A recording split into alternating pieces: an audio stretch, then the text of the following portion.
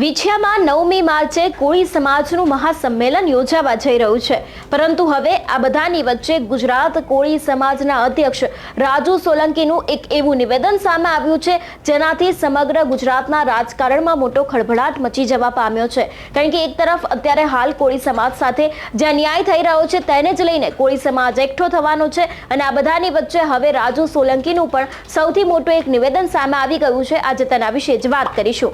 નમસ્કાર, હું હંસિની અને તમે જોઈ રહ્યા છો નિર્ભય ન્યૂઝ। વિછિયામાં જ્યારથી ઘનશ્યામ રાજપરા હત્યા કેસ થયો હતો ત્યારથી જ કોળી સમાજ લડી લેવાના મૂડમાં છે અને 9મી માર્ચે દરેક કોળી સમાજના લોકો છે તે લોકો દ્વારા આ એક મહાસંમેલનનું આયોજન કરવામાં આવ્યું છે અને આ જ વિષયને લઈને તેની સાથે જ સરકારની સામે એક નવો હુંકાર કરતા રાજુ સોલંકીએ શું કહ્યું હતું, સૌથી પહેલા તો તે સાંભળીએ। વિછિયા ખાતે જે ખૂબ જ દુઃખદ ઘટના ઘટી અને સમાજ સાથે જ્યારે અન્યાય અને અત્યાચાર થયો છે એના અનુસંધાને કોળી સમાજ, ઠાકોર સમાજ અને સમસ્ત કોળી સમાજ અહીંયા ઉપસ્થિત છે। ત્યારે ખાસ કરીને આગામી તારીખ 9/3ના રોજ જે સમાજના હક અને અધિકાર માટે જે આપણે સંમેલનનું આયોજન કરવા જઈ રહ્યા છે એના અનુસંધાને એક સંકલન બેઠકનું આપણે આજે જે આયોજન છે એમાં ખૂબ મોટી સંખ્યામાં સમાજના યુવાનો, વડીલો, આગેવાનો ઉપસ્થિત છે। ત્યારે સૌ પ્રથમ આપણે બંને હાથ ઊંચા કરી મુઠ્ઠી વાળી અને કોળી સમાજ માનદાતા ભગવાન અને વેલનાથ ભગવાનનો જય ઘોષ કરવાનો છે। ત્યારે બંને હાથ ઊંચા કરી જય કોળી સમાજ, જય કોળી સમાજ, જય જય કોળી સમાજ, જય વીર માનદાતા, જય જય વીર માનદાતા, જય વેલનાથ। આભાર। આજ રોજ આજની આ સંકલન બેઠકની અંદર મંચ પર બિરાજમાન ભાઈ શ્રી મુકેશભાઈ રાજપરા, અવસરભાઈ નાકિયા, ભોળાભાઈ ગોહિલ, રમેશભાઈ મેર, મનુભાઈ રાજપરા, જયેશભાઈ ઠાકોર, ગોપાલભાઈ, પરસોત્તમભાઈ રાઠોડ તેમજ મંચસ્થ મહાનુભાવો, સમાજના શ્રેષ્ઠીઓ, આગેવાનો અને સામે બેઠેલા સમાજના શુભચિંતકો કે ખરેખર જે લોકોને સમાજની ચિંતા છે, સમાજની પીડા છે, સમાજની વેદના છે, આવા તમામ લોકો જસદણ, વિછિયા અને આજુબાજુના ગામમાંથી આવેલા તમામ યુવાનો, આગેવાનો, વડીલો, મિત્રો, જે રીતે આ સરકારના શાસનમાં ગુજરાતની અંદર સમસ્ત કોળી સમાજની 38% જેટલી વસ્તી, સૌથી વધારે જે કોઈ સમાજ મોટો હોય એ કોળી સમાજ છે મિત્રો। છતાં કોળી સમાજ સાથે હર હંમેશ અન્યાય અને અત્યાચાર થતો આવ્યો છે। આપણે સૌ લાચાર થઈને જોઈ રહ્યા છીએ। સમગ્ર ગુજરાતની અંદર એક મહિનો એવો બાકી નહીં હોય કે જ્યાં કોળી સમાજની બેન દીકરીઓ ઉપર, કોળી સમાજના યુવાનો ઉપર, કોળી સમાજના ખેડૂતો ઉપર, કોળી સમાજના વેપારીઓ ઉપર અન્યાય અને અત્યાચાર થતો ન હોય। મિત્રો, આ કોળી સમાજ માટે, સમસ્ત કોળી સમાજ માટે ખૂબ જ શરમજનક બાબત છે, ચિંતાજનક બાબત છે। હું એટલા માટે કહીશ કે સમગ્ર ગુજરાતની અંદર 40 જેટલા ધારાસભ્યો, સંસદ સભ્યો, મિનિસ્ટરો કોળી સમાજ અને ઠાકોર સમાજના છે, સમસ્ત કોળી સમાજના છે।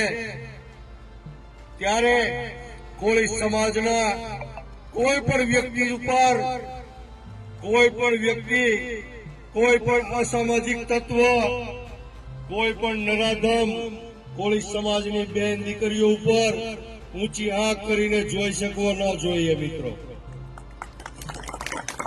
પરંતુ દુઃખ સાથે કહેવું પડે છે કે જે રીતે ઘનશ્યામભાઈ રાજપરાની જે હત્યા થાય, શૈક્ષણિક રીતે પછાત, સામાજિક રીતે પછાત, રાજકીય રીતે પછાત કોળી સમાજ રહી ગયો છે, ત્યારે આ કોળી સમાજના તમામ લોકોને અપેક્ષા હોય છે કે આ મારા કોળી સમાજના જે નેતાઓ ચૂંટણી લડે છે એને આજે અમે ધારાસભ્ય બનાવશું, સંસદ સભ્ય બનાવશું, મિનિસ્ટર બનાવશું, ત્યારે આ લોકો આગળ જઈ અને અમારા પરિવારનું, અમારા બાળકોનું, અમારા બાળકોના શિક્ષણનું, અમારા પરિવારના સ્વાસ્થ્યનું આ લોકો ધ્યાન રાખશે, એનો વિકાસ કરશે, પ્રગતિ કરશે અને કોળી સમાજનો એક દિવસ સોનાનો સૂરજ ઉગશે મિત્રો.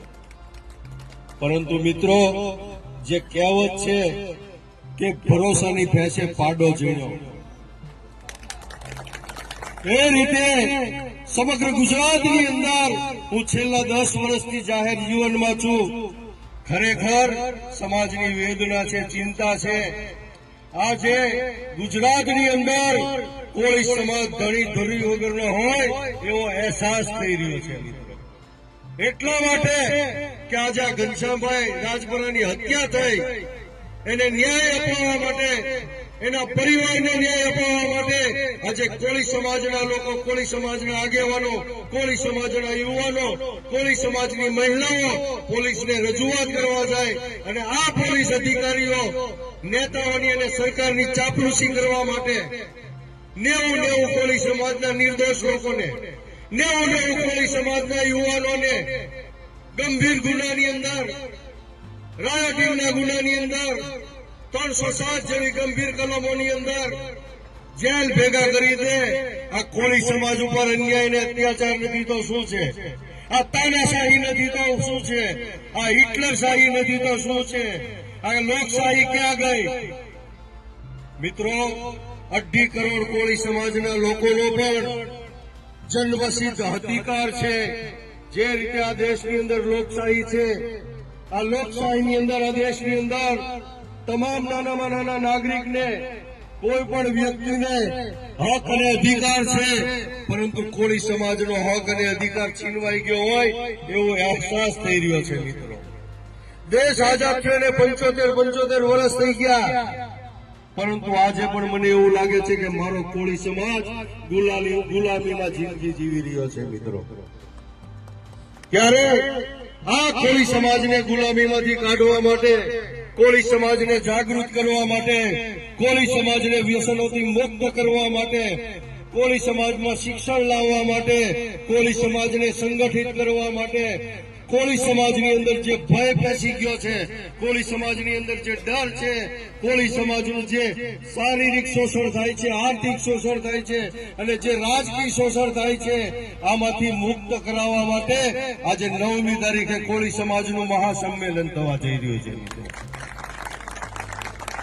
કોઈ એવું કહેતું હોય કે અમારા વિરોધમાં સંમેલન થાય છે તો અમારે કોઈનો વિરોધ કરવાની જરૂર નથી. સમાજને જાગૃત કરવાનો છે. સમાજ જાગૃત થઈ જશે, કોળી સમાજનો યુવાન જાગૃત થઈ જશે, કોળી સમાજના એક એક વ્યક્તિને ખબર પડી જશે કે વ્યસનોથી મુક્ત થવાનું છે. કોળી સમાજના એક એક વ્યક્તિને ખબર પડી જશે કે શિક્ષણમાં આગળ વધવાનું છે. કોળી સમાજના એક એક વ્યક્તિને ખબર પડી જશે કે અંધશ્રદ્ધા અને કુરિવાજોને તિલાંજલિ આપવાની છે. મિત્રો, હું છાતી ઠોકીને કહું છું કે કોઈના બાપની તાકાત નથી કે કોળી સમાજનો વિકાસ અટકાવી શકે. મિત્રો, જે રીતે આ સંમેલનનું આયોજન થવા જઈ રહ્યું છે, આપણી લડાઈ માત્ર ને માત્ર જે આ પોલીસ અધિકારીઓ જે છે, જેને 90 યુવાનો ઉપર, કોળી સમાજના 90 લોકો ઉપર ખોટા કેસો કરી અને અધિકારીઓની ચાપલૂસી કરવા માટે, નેતાઓની ચાપલૂસી કરવા માટે, સરકારની ચાપલૂસી કરવા માટે એના ઈશારે આ પોલીસના ખંભે બંદૂકો રાખી અને આ કોળી સમાજના લોકોને જેલ ભેગા કર્યા છે. આ પોલીસ અધિકારીઓને શાન ઠેકાણે આવે એના બક્કલ પટ્ટા ઉતારવા માટે આ સંમેલનનું આયોજન કરવામાં આવ્યું છે. આ સંમેલનના માધ્યમથી આ 90 લોકોની ઉપર જે ખોટા કેસો કરવામાં આવ્યા છે, ગંભીર ગુનાઓ દાખલ કરવામાં આવ્યા છે, આ તમામ ગુનાઓ, આ તમામ કેસો પાછા ખેંચી લેવાની શરતે આપણે આ સંમેલન કરવા જઈ રહ્યા છીએ. બીજા નંબરમાં જે રીતે ઘનશ્યામભાઈ રાજપરાના પરિવાર સાથે અન્યાય થયો છે, અત્યાચાર થયો છે, ઘનશ્યામભાઈ રાજપરાની જે હત્યા થઈ છે, તો સરકારની પાસે એ પણ આપણે માંગણી કરવાની છે કે ઘનશ્યામભાઈ રાજપરા ના પરિવારને પૂરતો ન્યાય મળે, એને આર્થિક સહાય મળે. આર્થિક સહાય શેના માટે?